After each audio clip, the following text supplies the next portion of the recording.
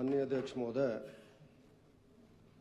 माननीय राज्यपाल महोदय ने 10 मार्च को जो अभिभाषण जहां प्रस्तुत किया है उस पर बोलने के लिए मैं खड़ा हूं। आपने मुझे समय दिया, मैं आपका बहुत बहुत धन्यवाद करता हूं। अध्यक्ष महोदय, जो माननीय राज्यपाल महोदय ने अभिभाषण जहां पर सरकार की ओर से जो उनको प्रस्तुत करने के लिए लिखित रूप में दिया गया उसको प्रस्तुत किया। हम ये मानते हैं कि माननीय गवर्नर महोदय ने, राज्यपाल महोदय ने वही चीज़ें, वही बातें जहां पढ़नी होती हैं, बोलनी होती हैं, जो सरकार और कैबिनेट के माध्यम से उनको पास की जाती हैं।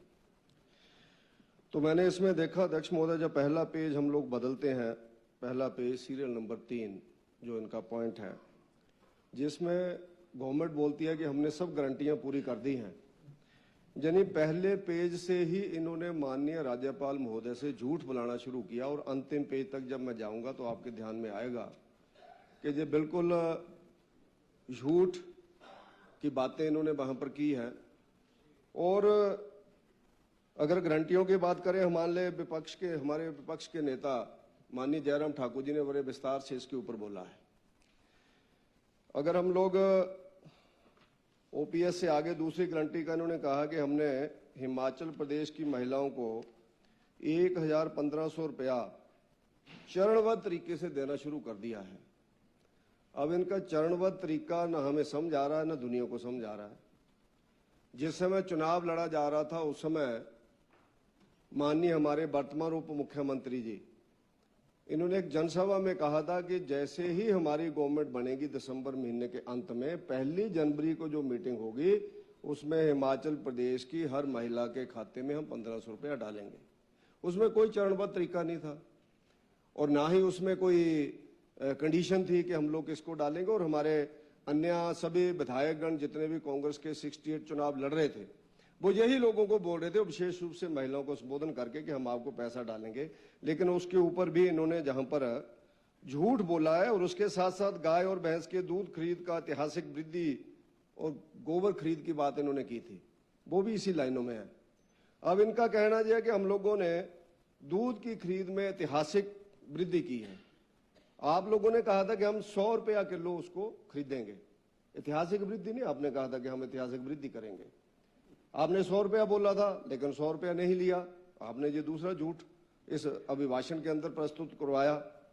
और जहां तक गोबर खरीद का मामला है, माननीय वरिष्ठ मंत्री चौधरी साहब जहां पर बैठे हैं, इन्होंने बोला भी है कि संगठन के बारे में भी बोला इन्होंने कि पैरालाइज हो गया है कांग्रेस के संगठन को। इनके सुपुत्र जी ने भी बोला कि सरकार में किसी की सुनी नहीं जा रही है, किसी का कोई काम नहीं हो रहा है। नीरज भारती जी ने भी बोला है, क्योंकि सच बोलने की आदत किसी किसी को होती है और अंतिम समय तो सच ही निकलता आदमी का। तो इसलिए अब गवर्नमेंट का भी अंत ही चल रहा है, ना संगठन पैरालाइज हो गया तो सरकार भी ठीक ढंग से नहीं चल रही है। हाँ, इस उम्र में आदमी बिल्कुल सच बोलता है और ये दम चौधरी साहब ही दिखा सकते हैं। तो उसके नाते अब इनके गले की फांस बन गया है गोबर खरीदना। अब आप बोलते हैं कि हमने गोबर खरीद लिया, आपने नहीं बोला था कि हम लोग केंचुआ खाद खरीदेंगे। आप बताओ कहीं भी आपके घोषणा पत्र में है। अब गोबर के ढेर तो मेरे साथ बसदेड़ा में चलो, मैं कल ही किसी की शादी में गया था तो बोला था 50 ट्रालियां पड़ी हुई है। मैं मंत्री साहब का स्वागत भी करूंगा, बुक्का लेकर के वहां आओ, आपको गोबर आप भरो, टोकरों में भरना है या डल्लों में भरना है या आपने डब्बों में भरना है। अब हम भी उस समय हैरान हुए, गोबर खरीदने का काम सरकारों का होता है क्या? हम सरकारें हैं, गोबर खरीदने के आई हैं, लेकिन आपने बोला है इसलिए हम आपको बार बार बोलते हैं। हम भी बोल सकते थे हम महिलाओं को 1500 रुपया देंगे, हमें पता है कि नहीं दिया जाएगा, इतना पैसा नहीं है। हमने वहां पर अभी तीन दिन पहले हम लोगों ने वहां पर यानी दिल्ली की जहां तक बात करें, मैं उसका जवाब नहीं देना चाहता, वहां पर शुरुआत करने की उन्होंने बोल दिया है। और उस दृष्टि से उन्होंने आप लोगों की तरह नहीं कहा था कि पूरी महिलाओं को देंगे। तो मेरा अध्यक्ष महोदय जी कहना कि इन्होंने गवर्नर महोदय से, राज्यपाल महोदय से बिल्कुल झूठा अभिभाषण जहां पर पढ़वाया है और उनके अभिभाषण को मीडिया पे दबाव डाल करके इस तरह से प्रस्तुत किया और उनके नाम पर इतनी बड़ी न्यूज लगा दी। ये शायद हिमाचल प्रदेश में पहली बार हुआ। जो बीच ऑफ ट्रस्ट है, जो उनके विश्वास घात है उनके साथ, क्योंकि गवर्नर महोदय को पढ़ना होता है, उनके नाम पे न्यूज नहीं लगती है। लेकिन आप लोगों ने किया। उसके बाद अध्यक्ष महोदय, अगर हम लोग पेज नंबर 14 पे चलते हैं, ऐसे बीच बीच में हम लोगों ने पढ़ा, तो उनका सीरियल नंबर 34 है, शिक्षा के बारे में बोला गया। हमारे मंत्री महोदय बड़े बड़े भले मानस आदमी हैं, और शिक्षा में भी इनके डिपार्टमेंट ने एक बड़ा कारनामा किया कि स्कूली बच्चों की वर्दी, जो प्रोफेसर प्रेम कुमार धूमल जी के समय पर हमारे उस समय के तत्कालीन राष्ट्रीय अध्यक्ष और वर्तमान के केंद्रीय मंत्री नितिन गडकरी जी ने नाहन में आकर के शुरुआत की थी हिमाचल प्रदेश के 9.5 लाख बच्चों को वर्दी देने की, अटल वर्दी योजना। उसमें भी आप लोगों ने जाति के ऊपर लोगों को बांट दिया। आप लोगों ने कुछ लोगों की वर्दियां उसमें बंद कर दी।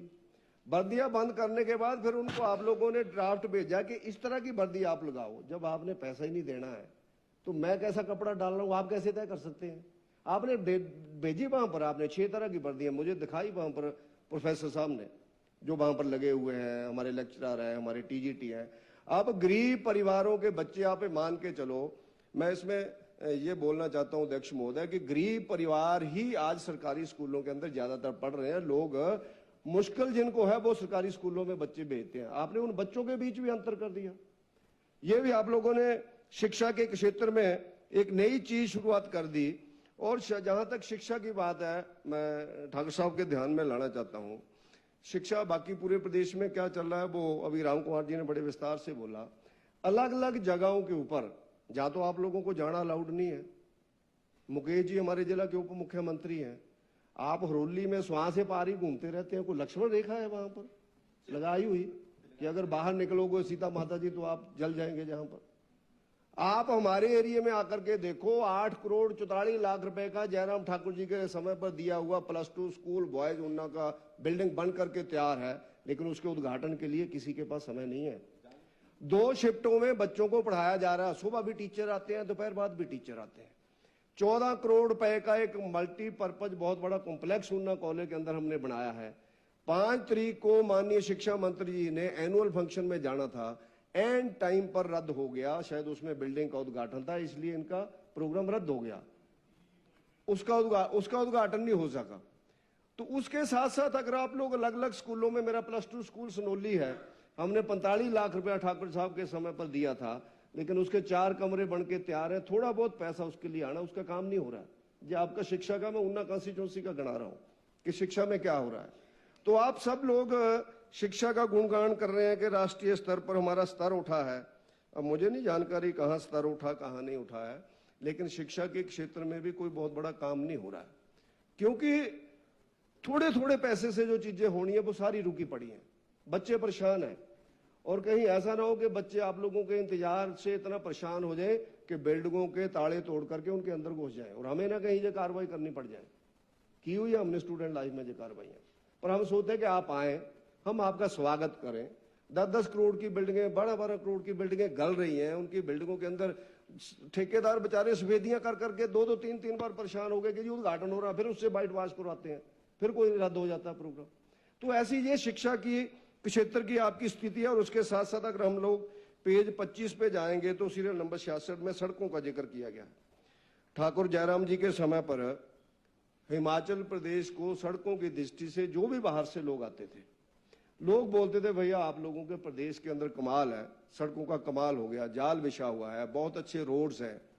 तो उसके नाते हम लोग आज ग्रामीण सड़कों के अंदर देखते हैं कि पैच वर्क लगाने को भी आपका पैसा नहीं आ रहा है।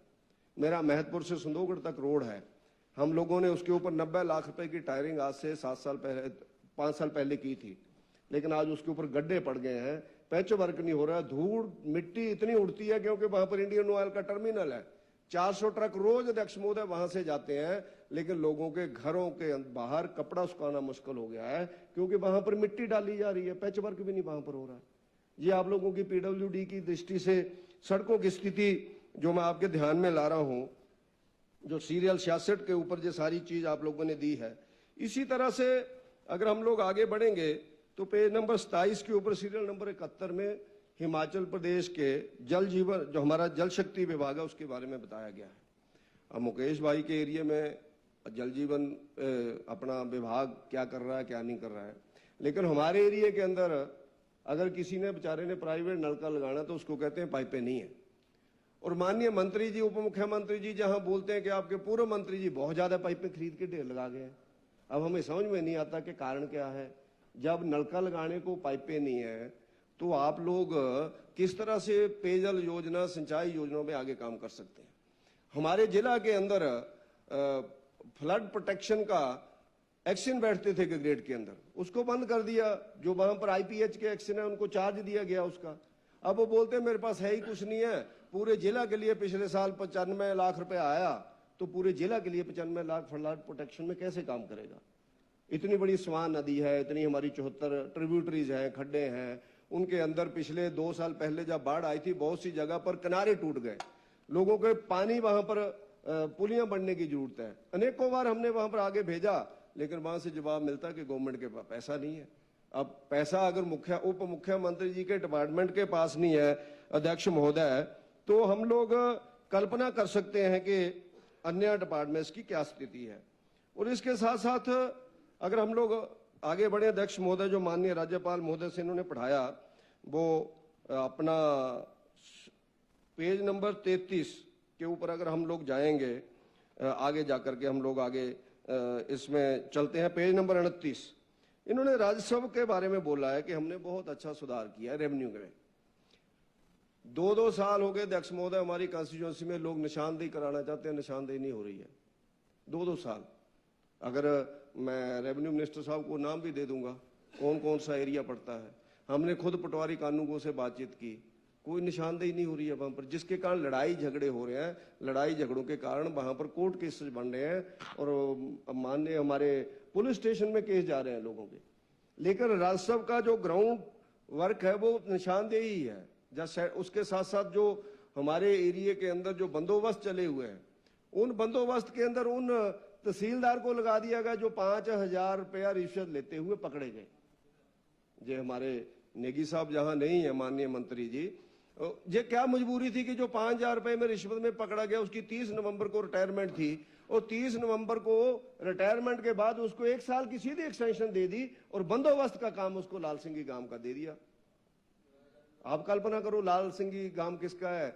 मुकेश जी जानते तो बेचारे बोल नहीं सकते वहां, क्योंकि इनको मानता कोई नहीं है, तो सुनते नहीं है, तो इनको आने भी नहीं देते हैं वहां पर। तो उसके कारण जो बिल्डिंगें पड़ी है, नहीं तो कोई और नहीं कर सकता उद्घाटन, तो उप मुख्यमंत्री जी को अधिकार है, विभाग कोई भी हो, कोई आदमी उद्घाटन कर सकता है। तो अध्यक्ष महोदय, प्रॉब्लम ये है कि हर डिपार्टमेंट का मैंने 5-7 डिपार्टमेंट ही निकाले, बाकी क्या क्या झूठ बोला इन्होंने, वो तो बहुत कुछ था, बहुत कुछ है। और इसी तरह से हम लोग पेज नंबर 32 सीरियल नंबर 83, 84, 85, इसमें स्वास्थ्य विभाग का गुणगान किया गया है। मेरे सहयोगी रहे हैं, हम लोगों ने इकट्ठे एमए एमफिल पीएचडी में एडमिशन लिया था, पढ़ते रहे, कर गए, हम लोगों की रह गई क्योंकि थोड़ा रह गए। एमए एमफिल हमारी इकट्ठी है, कर्नल साहब हम क्लास फेलो है, तो ना याद है इनको, पूरा याद है, और बहुत भले मानस आदमी है, अच्छे आदमी है। अब यहां पर एक बोला गया कि आदर्श स्वास्थ्य संस्थानों में 174 प्रकार के लैब टेस्ट की सुविधा प्रदान की जा रही है।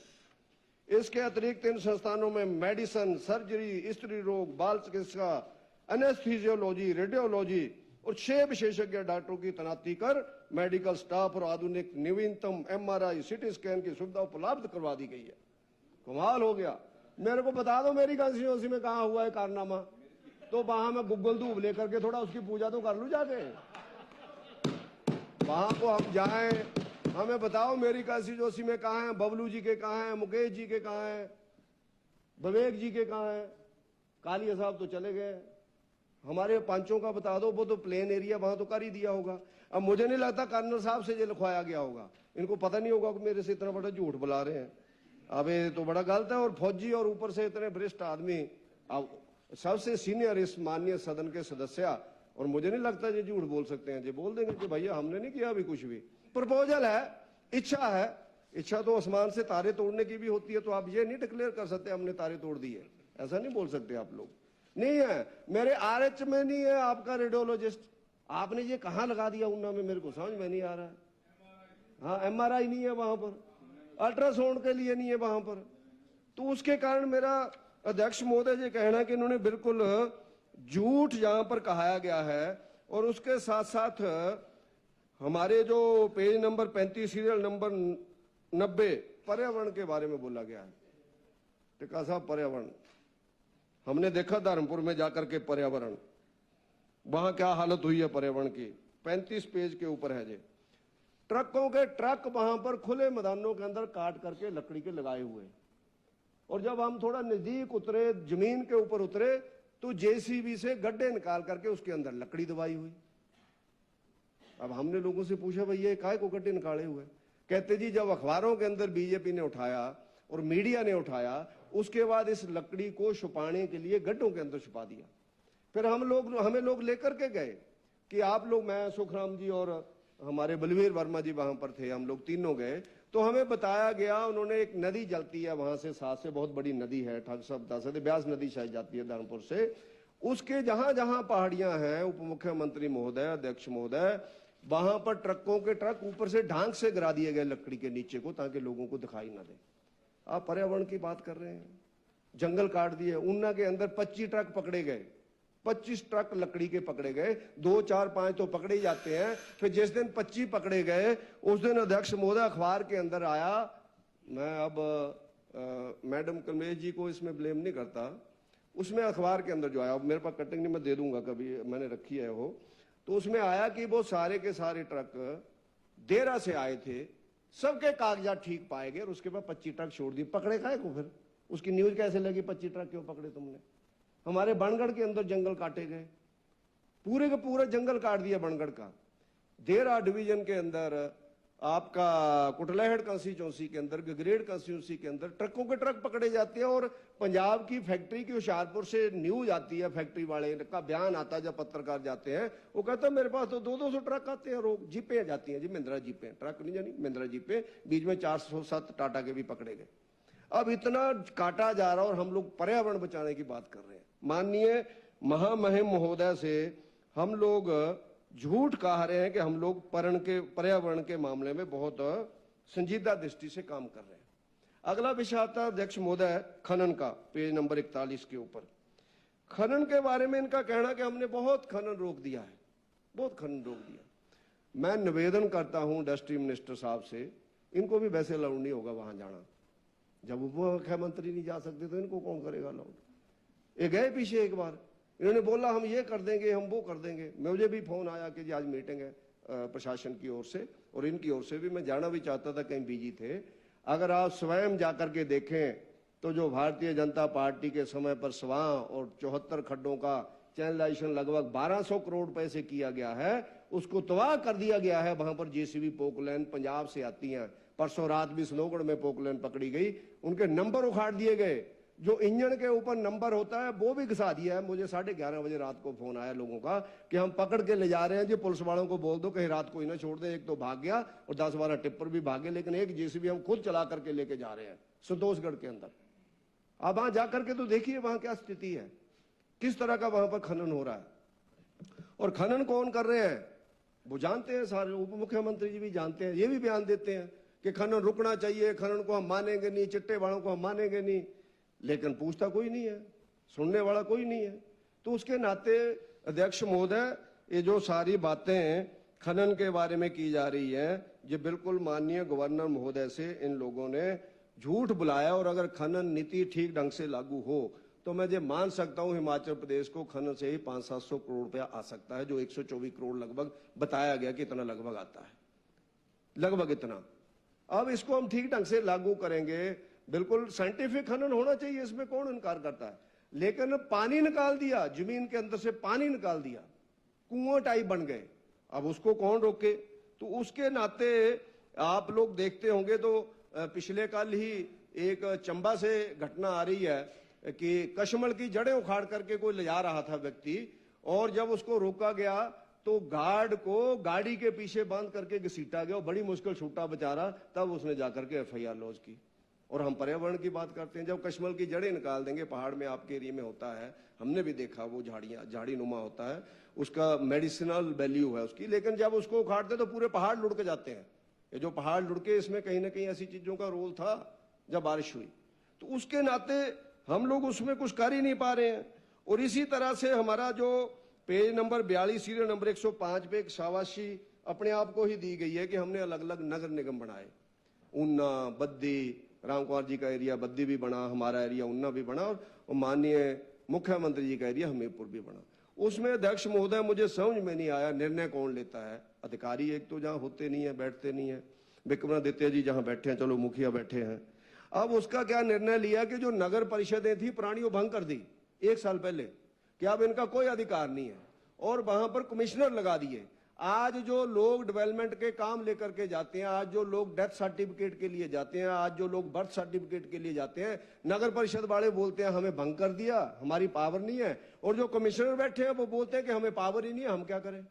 भैया तुम लोगों को 1 साल पहले जो नगर परिषदें भंग करने की क्या जरूरत पड़ी, क्यों तुम लोगों ने भंग की?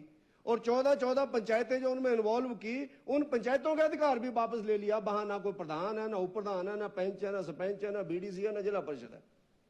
जब हम पूछते हैं क्यों किया, आप लोग बोल सकते थे, कमिश्नर लगा सकते थे कि आप 31 अक्टूबर तक अपने फंड भी क्लोज करो, डेवलपमेंट भी करो, काम भी करो, लेकिन 31 अक्टूबर के बाद कोड ऑफ कंडक्ट वगैरह लगने वाला होगा, तब तक कमिश्नर अपने वोटर लिस्ट बनाता, कमिश्नर अपना डिलिमिटेशन करता, कमिश्नर अपना रिजर्वेशन तय करता। आपने सारा ही भंग कर दिया, लोकतांत्रिक व्यवस्था को तबाह कर दिया आपने वहां पर। और आप लोग बोलते हैं कि हम लोकतांत्रिक ढंग से चलने वाली पार्टी के लोग हैं। एक्ट की वायलेशन है, अनेकों चीजें हैं, यानी आप वो घंटी मार रहे हैं बार बार, तो इसलिए मैं डिटेल में नहीं जाना चाहता। मैं तो एक इंगित कर रहा हूं कि गवर्नर महोदय से इसकी शाबाशी ली गई, उल्टा उन गांवों के अंदर आज कुछ नहीं हो रहा है। आप लोग कल्पना नहीं कर सकते हैं, गांवों के लोग हमारे साथ लड़ रहे हैं, प्रधानों के साथ लड़ रहे हैं, प्रधान हाथ जोड़ रहे हैं, भाई साहब हमें भंग कर दिया गया है ही नहीं है हमारे पास पावर नहीं। 14 पंचायतें मेरी कंस्टिट्यूंसी की, 8 मेरी है और बाकी पंचायतें 6 कुटलहड़ कंस्टिट्यूंसी की है। तो इसी तरह से अध्यक्ष महोदय ऐसे कानून व्यवस्था के बारे में 51 नंबर पेज पे सीरियल नंबर 127 पे बोला गया है। ऐसे में आज माननीय उप मुख्यमंत्री जी जहां बैठे हैं, इनकी कॉन्स्टिट्यूंसी के अंदर ही हुआ, लॉ एंड ऑर्डर के बारे में बोला गया इस पे कि कानून व्यवस्था बहुत अच्छी है। पेज जो 127 है, इसमें क्या बोला गया, वर्तमान समय में हिमाचल प्रदेश में कानून एवं व्यवस्था की स्थिति शांतिपूर्ण रही है। इससे बड़ा झूठ कोई हो ही नहीं सकता है, जो माननीय महामहिम राज्यपाल महोदय से कहा गया। आज ही ऊना जिला के अंदर गोंदपुर बुल्ला एरिया, जो मुझे लगता है मुकेश जी के एरिया में पड़ता है, उसी पार एरिया में पड़ता है, 5,20,000 रुपया आदमी की आंखों में मिर्चें डाल करके ले गए पिछली कल। आज बहुत बड़ी न्यूज है अखबार के अंदर। चंबा का तो मैंने बताया है कि कैसे टैक्सी के पीछे बेचारे गार्ड को घसीटा गया। तो इसलिए आपकी ये जो विशेषताओं वाला जो आपने पढ़ा, ये बिल्कुल गलत है। आपकी विशेषताएं हैं जो आपने नहीं लिखी, आपको लिखनी चाहिए थी। मेरा निवेदन रहेगा, इसमें पता नहीं स्पीकर महोदय बता सकते हैं कि इसमें कुछ बाद में भी जुड़ता है कि नहीं जुड़ता है, नहीं तो इनको जोड़ना चाहिए। मैं ऐसे 2 मिनट में बता दूंगा इनकी विशेषताएं। इन्होंने ट्रेजरी बंद कर दी, इनकी बहुत बड़ी विशेषता है। क्यों नहीं बोला इन्होंने? ना लैंदा भुल है, ना दिंदा भुल है, ना तेनों मिलने ना मैनू आने, गल मुक गई, ट्रेजरी बंद। कोई पूछ नहीं रहा किसी को। 10,000 से ज्यादा लोगों का जीपीएफ नहीं निकल रहा। लोगों के पीछे शादियों का दौर था, कर्मचारी हमें बोल रहे थे हमने बेटी की शादी करनी है, हमें पैसे नहीं निकल रहे हैं। मैंने कहा बड़े डांस करते थे जब गवर्नमेंट बनी थी, अब तसल्ली हुई तुम्हारी? क्योंकि असि तो सीधी सीधी गल करने वाले बंदे हैं, ज्यादा लंबा चौड़ा हिसाब नहीं है साडे को। नजारा लो। मैंने कहा अभी 3 साल हो रहे, कहते जाओगे नहीं बिच। मैं कहा देखते हैं, थोड़ा जा जोर ला के, जो अक्टूबर नवंबर गए थे, देखते हैं थोड़ा जा। कहते नहीं यार इनको भेजो, बड़ी बुरी हालत है, हमारा अपने पैसा नहीं निकल रहा है। मैं आपको सच बोल रहा हूँ, शादियों के दौर में 2 लोगों का मुझे फोन आया जी, 2 लोगों का, इसका संजय अवस्थी जी आपके पास होंगे बिजनेस के पैसे, लोगों के पास नहीं है। आपके पास होगा, बिजनेस वगैरह है आपका, मैं जानता हूँ, आप आड़ती वगैरह रहे हैं, पता नहीं क्या आप कुछ रहे हैं, आप सोलन में रहते थे।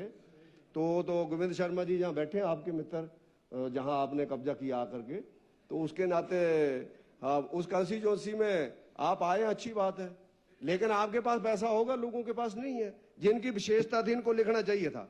इसी तरह से 1400 संस्थान बंद किए, बस अब बंद हो ही जाएगा जी 5 मिनट में। 1400 संस्थान बंद किए जिनकी बहुत बड़ी विशेषता थी, बहुत बड़ी अचीवमेंट है, जो आपको जहां लिखनी चाहिए थी, गवर्नर महोदय से कहना चाहिए था कि हम वो बबरू बहान है जिन्होंने 1400 संस्थान एक ही उसमें एक मुश्त हमने बंद कर दिए, जनता जाए बाढ़ में। लिखना चाहिए था आपको, आप लोगों को लिखना चाहिए था, क्योंकि आपका बहुत बड़ा हुआ है, बहुत बड़ा योगदान है हिमाचल के लिए। जो वीरभद्र सिंह जी जिस पार्टी में बोलते थे मुझे एक भी बच्चा मिलेगा मैं उसके लिए भी स्कूल खोलूंगा, आपकी पार्टी बोलती है हमने 1400 संस्थान बंद कर दिए। अब वीरभद्र सिंह जी ठीक थे, आप ठीक थे, मुझे नहीं आइडिया कौन ठीक थे, आप लोग बता सकते हैं, आपके सीनियर लीडर है। हिमकेयर, रिटायर्ड कर्मचारियों की पेंशन नहीं जा रही है, हिमकेयर की नहीं जा रही है, वृद्ध, अपंग, विधवा, अभी अभी माननीय मुकेश जी ने कहा है ये तो सेशन लग गया तो आपने 360 करोड़ बोला डाल दिया, सौभाग्य सेशन लगा हुआ, नहीं तो अगले 3 महीने भी नहीं डलनी थी। आप कल्पना नहीं कर सकते, बेचारी वृद्ध महिलाएं सामान खरीदने के लिए पेंशन का इंतजार करती हैं। ये इनको लिखना चाहिए था जहां पर कि हम वो लोग हैं जिन्होंने गरीब लोगों की पेंशन रोकी हुई है। तो ये इनको ध्यान में लाना चाहिए था कि अब देखो ऐच्छिक निधि और विधायक निधि का भी अभी आया, अगर ये नहीं हम वो लोग बोलते तो ये भी नहीं आना था। ठीक बोल रहे हैं प्रधान, हमारे पास कागज लेके आ जाते हैं कि ये काय को दिया जी हमारे को कागज, आपने हमारा पैसा तो आ नहीं रहा है। हमने सोचा रहा आ रहा है, मैंने डीसी से पूछा, वो कहते जी चिट्ठी आई थी पैसा नहीं आया था। मैं कहा तू हमें बता देता तो हम लिख के नहीं देते इनको, हमने कहा को पंगे में पड़ना। लेकिन वो उसके कारण हमारी भी जलालत हुई, वहां पर लोगों को लगा हम झूठे लेटर दे रहे हैं। हो सकता है अध्यक्ष महोदय आपके पास भी फोन आया होगा, पर आप बता नहीं सकते हैं क्योंकि आप बहुत बड़ी कुर्सी के ऊपर बैठे हुए। तो हम तो चला सकते हैं क्योंकि हम अपोजिशन में हैं, तो हम तो बोल सकते हैं। अब ये लोग तो नहीं बोल सकते बेचारे। और बीच में बोला भी है मुकेश जी ने कि हमारे विधायक दल के अंदर भी विषय आया था, हमने कहा था इसको जल्दी जल्दी रिलीज करो। इसका मतलब है कि आपको भी पता था लेकिन पैसा नहीं था। इसी तरह से आपका एक बहुत बड़ा बहुत वो है सहारा योजना, माननीय जयराम ठाकुर जी ने एक बहुत अच्छी योजना लाए थे। जो बेड पे पड़े हुए लोग हैं, कैंसर है, किडनी है, बुरी हालत है, ना बेचारे जा पा रहे हैं ना ठीक हो पा रहे हैं, उनकी सेवा के लिए एक सहारा के नाते 3000 पेंशन लगाई थी। आज उन 35,000 के लगभग लोगों को पेंशन नहीं आ रही है। अब कल्पना करो उनको गुजारा कैसे हो रहा होगा। ये बातें हम लोग इसमें देनी चाहिए थी आपको, अचीवमेंट में आपकी बहुत बड़ी अचीवमेंट है। Conclude please. उसको लिखना चाहिए था। इसी तरह से आपने रजिस्ट्री में 1000 गुना पैसा बढ़ाया, रजिस्ट्री गिफ्ट डीड, वो आपको जहाँ लिखना चाहिए था, देना चाहिए था आप लोगों को। शगन योजना, मुख्यमंत्री योजना का मैंने आज ही अध्यक्ष महोदय क्वेश्चन लगाया था, जो उत्तर आया आज इनके पास शगन योजना के 1436 केस पेंडिंग है, जिनमें इन्होंने लिखा है कि लंबित पड़े हैं, इनका पैसा देना बकाया है। और आपका मुख्यमंत्री कन्यादान योजना में 297 केस है जिसका पैसा ही नहीं दिया इन्होंने। ये तो कन्या को भी पैसा नहीं दे रहे हैं। कन्या के लिए तो आदमी बड़ा काम कर देता है। और मैं माननीय सुखविंदर सिंह सुक्खू जी से आग्रह करता हूं कि आपकी बेटियों की तरह ही हैं ये बेटियां, और मुझे उम्मीद है कि आज माननीय देहरा की सदस्या भी सुक्खू जी को कहेंगी कि भैया आप कन्याओं का कन्यादान योजना, शगन योजना तो मत रोको, आज ही बोलना जी, कल सुबह आपसे रिलीज कराना जी इनका। आपको देखो 1700 बेटियां आपको कहेंगे कि भाभी कमाल की भाभी है, उन्होंने भाई को पकड़ा और रात को हो गया काम। इसलिए आपको बोलना चाहिए उनको। 1700 लोग हैं। ऐसी तरह से 30,000 करोड़ रुपए का लोन इन लोगों ने अध्यक्ष महोदय पिछले 2 सालों के अंदर लिया जी। इनकी बहुत बड़ी अचीवमेंट है, पर वो पैसा कहां गया पता नहीं लग रहा है, कहां गया। लिखना चाहिए था आपको। आप क्यों डर रहे हैं इन चीजों से? आपकी बहुत बड़ी अचीवमेंट है। इन्हीं अचीवमेंट के ऊपर तो हम चुनाव लड़ेंगे, देखना पोस्टर लगाएंगे तुम्हारी जगह जगह। आपको ऐसे थोड़ा छोड़ेंगे, आपको ऐसे नहीं छोड़ेंगे, चिंता मत करो। 60 और 8 की लड़ाई होगी अगली बार। आपने देखना जो 90 में हुई थी, आपने देख लेना उस समय हमारी जो स्थिति हो वो देखा ना आपने। मुकेश जी को पता है पुराना, क्योंकि पत्रकार थे उस समय, बहुत कुछ लिखते थे। तो इसलिए मेरा अध्यक्ष महोदय ये कहना है कि जो भी इन्होंने माननीय राज्यपाल महोदय से कहा है ये बिल्कुल सत्य नहीं है, जनी असत्य है, और इसका हम लोग समर्थन नहीं कर सकते। और ये सारा दस्तावेज इनको महंगा पड़ेगा आने वाले समय में, और आप सब लोगों को ये चीजें भुगतनी पड़ेंगी। इनको टाइमली ठीक कर लो ताकि थोड़ा बहुत, कहते हैं कि अपोजिशन भी थोड़ी बहुत होनी चाहिए, अपोजिशन भी होनी चाहिए, ऐसे नहीं होता। कुछ लोग अच्छे भी हैं लेकिन इनका सुना नहीं जा रहा है। इसलिए अध्यक्ष महोदय आप भी कमरे के अंदर बैठ करके इनको थोड़ा सा सुझाव दें कि थोड़ा ठीक चले। इसलिए मैं इस अभिभाषण का समर्थन नहीं कर सकता, इसमें समर्थन करने में मैं असमर्थ हूं। आपने मुझे समय दिया, आपका बहुत बहुत धन्यवाद। जय हिंद, जय भारत।